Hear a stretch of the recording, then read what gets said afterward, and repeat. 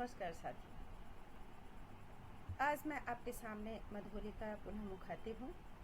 आपको बताती हूँ कि हमारे बच्चों को जब हम कुछ काम करवा रहे हैं तो उन्हें दूसरों के सामने हमें रजिस्टर करवाना है, हमारे ग्रुप को रजिस्टर करवाना है, तो रजिस्ट्रेशन फॉर्म्स कैसे भरें। किसी भी यूनिट का रजिस्ट्रेशन आवश्यक है। कोई भी यूनिट, कोई भी ग्रुप पहचाना जाता है कैसे? दूसरों के द्वारा। इसके लिए हम रजिस्टर करते हैं, उसे रजिस्ट्रेशन करवाते हैं। रजिस्ट्रेशन ग्रुप का पहले करवाते हैं, यानी ग्रुप में कितने मेंबर्स हैं उनको हम दूसरों के सामने रजिस्टर करते हैं।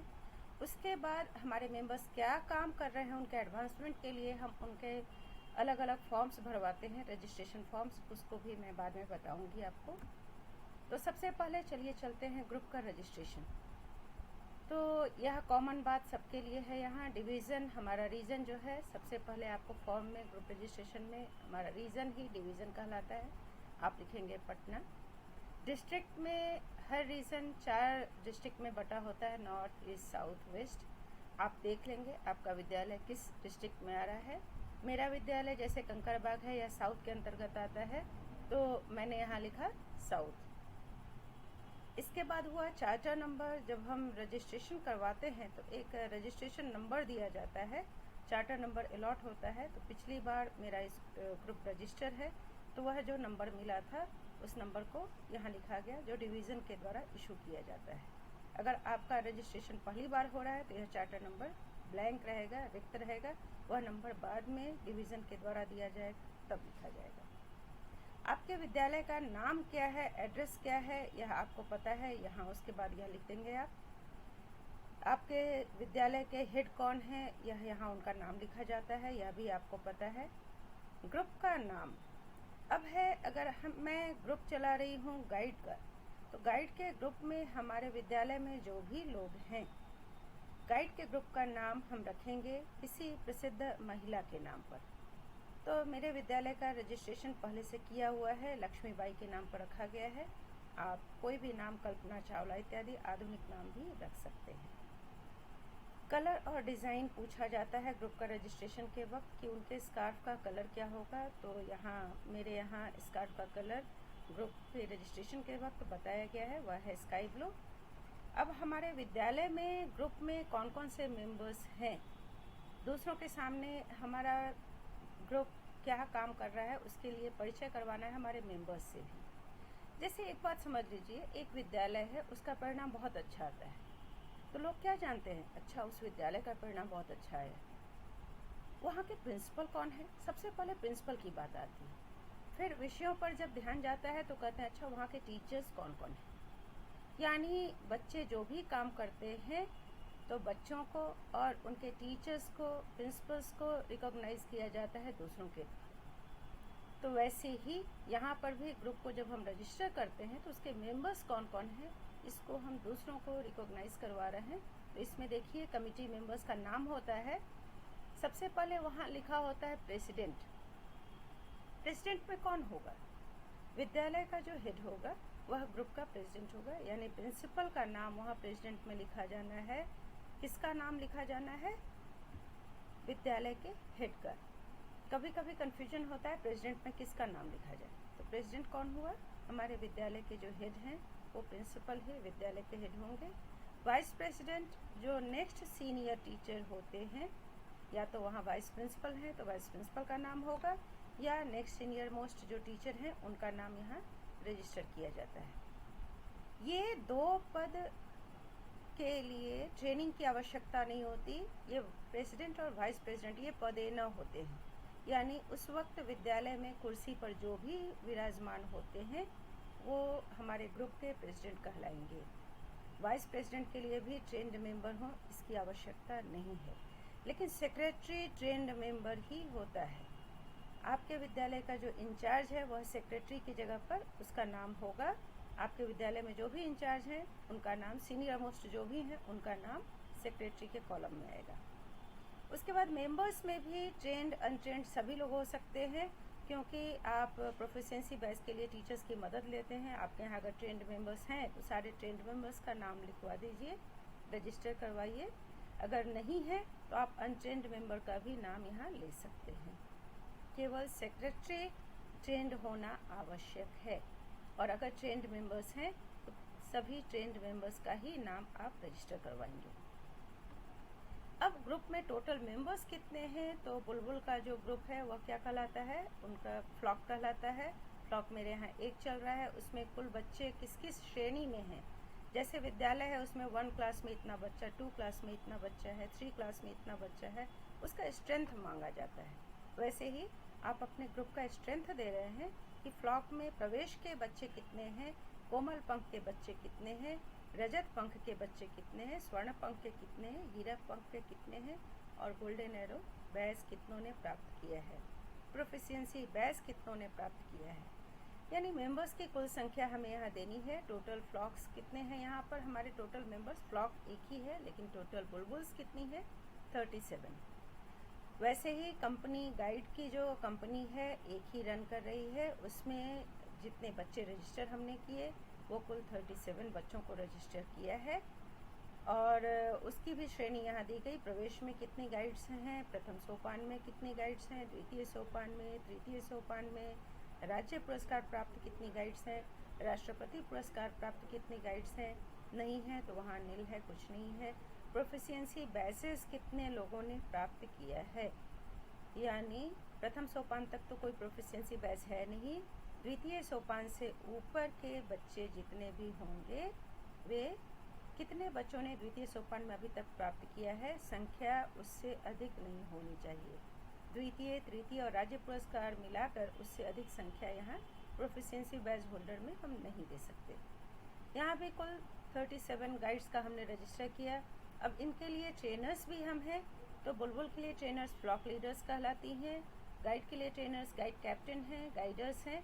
तो ये भी कुल हमारे यहाँ 3 और 3 हमने रजिस्टर किया, 6। अगर कोई ट्रेंड मेंबर नहीं होता है तो तब तक बच्चों को सिखाने के लिए अनट्रेंड का भी रजिस्ट्रेशन हम करते हैं, लेकिन हमारे यहाँ अनट्रेंड नहीं, ट्रेंड टीचर्स हैं तो अनट्रेंड का नाम हम वहाँ नहीं देंगे। बेसिक दोनों विंग में यानी फ्लॉक लीडर्स में, गाइड विंग में भी एक एक हैं, तो 2 बेसिक के हो गए। एडवांस के total 3, 2 flock leaders, 1 guide captain. HWB मेरे यहाँ नील है, PALT नील है, ALT नील है, LT में 1। और ये टोटल मेंबर्स हमारे इंडिविजुअल रजिस्ट्रेशन फ़ी के लिए इंडिविजुअल मेंबर को हम दूसरों के सामने रजिस्टर कर रहे हैं, उसके लिए ये टोटल इंडिविजुअल मेंबर्स कितने हुए, 80। और कोई स्पेशल ग्रुप भी हमारे यहाँ रन कर रहा है क्या, केंद्रीय विद्यालयों में कोई नहीं होता, C ग्रुप नहीं है, एयर ग्रुप नहीं है, हैंडीकैप ग्रुप नहीं है, तो उसका हम नाम यहाँ नहीं देंगे। आगे ग्रुप का रजिस्ट्रेशन के लिए एक ग्रुप के लिए कितना फ़ी होता है, ग्रुप रजिस्ट्रेशन फ़ी होता है 250 रुपीज़। गाइड विंग के लिए, गाइड ग्रुप के लिए 250 और स्काउट ग्रुप के लिए 250। गाइड ग्रुप में ही हमारे बुलबुल्स भी आती हैं, गाइड्स भी आती हैं। बनीज और ओवर की बात तो हम करेंगे नहीं, क्योंकि विद्यालयों में प्राइमरी सेक्शन है और सेकेंडरी है। 18 वर्ष के बच्चे, उससे ऊपर के बच्चे हमारे पास नहीं, और 5 साल के नीचे के बच्चे हमारे पास नहीं। वरना गाइड ग्रुप में बनीज भी होते, बुलबुल भी, गाइड भी और रेंजर्स भी होते। लेकिन हमारे पास यहाँ बात करनी है गाइड ग्रुप में क्या है, बुलबुल और गाइड्स हैं। तो बुलबुल और गाइड्स के लिए टोटल बुलबुल थी हमारे पास 37। बुलबुल को रजिस्टर करने के लिए इंडिविजुअली फ़ी देना पड़ता है 5 रुपये, तो टोटल हमने लिखा 185। गाइड्स भी 37 हैं, उनका इंडिविजुअली फ़ी लगता है IRF मतलब इंडिविजुअल रजिस्ट्रेशन फ़ी, यह लगता है 10 रुपये के हिसाब से, 370 रुपीज़ हुए। और हमारे ट्रेनर्स टोटल 6 हैं, उनको 50 रुपीज़ के हिसाब से लगता है, वो हुआ 300। अभी लेटर आ चुका है हमारे स्टेट से, केंद्रीय विद्यालय संगठन स्टेट हमारा है, वहाँ से लेटर आ चुका है IRF बुलबुल्स का, गाइड्स का, ये सब IRF कितना हम कहाँ से देते हैं, विवियन से दिया जाता है। ग्रुप रजिस्ट्रेशन भी हम, ग्रुप रजिस्ट्रेशन फ़ी भी हम विवियन से ही देते हैं। तो कुल पैसे कितने हुए, 1105 रुपये, 1105 रुपीज़। इसको वर्ड्स में भी यहाँ हम लिखेंगे, और इस डेट में, जिस डेट में वहाँ से भेजा जा रहा है वह डेट लिखा जाता है। RTGS हमने किया, यह बताना है रीजनल ऑफिस को। बैंक ड्राफ्ट से अगर हमने भेजा तो बैंक ड्राफ्ट का नंबर और डेट हमें बताना होता है। ये जो हम अगर बैंक ड्राफ्ट हमने भेजा तो ये डीडी किसके लिए भेजेंगे? हम सीधे स्टेट हेडक्वार्टर नहीं भेजेंगे, हम रीजनल हेडक्वार्टर भेजेंगे और वहाँ से रीजन विभिन्न विद्यालयों का मिलाकर एक डीडी भेजेगा और वह डीडी हेडक्वार्टर को पहुँचेगी। हमारी ओर से डीडी हेडक्वार्टर को नहीं पहुँचेगी। तो हमें डीडी भेजना है हमेशा डिविजनल हेडक्वार्टर में। यह ध्यान देंगे कि इस रजिस्ट्रेशन फॉर्म में इसके बाद एक ग्रुप लीडर की बात होती है। तो हम वहाँ रजिस्टर कर रहे हैं कि हमारे विद्यालय का हेड कौन है, हमारे यहाँ ट्रेनर्स कौन है जिन्होंने इतना अच्छा बच्चों से काम करवाया। फिर गाइड की सीनियर मोस्ट गाइड, ग्रुप के जो सीनियर मोस्ट गाइड होगी, सीनियर मोस्ट लड़की होगी, वह ग्रुप लीडर कहलाती है, उसका भी वहाँ पर सिग्नेचर होता है। तो अगले कॉलम में आप देखिएगा यह अमाउंट हमने भेजा, लिखा रहता है फॉर्म में, we agree with the aims, rules and methods of the Bharat scouts and guides.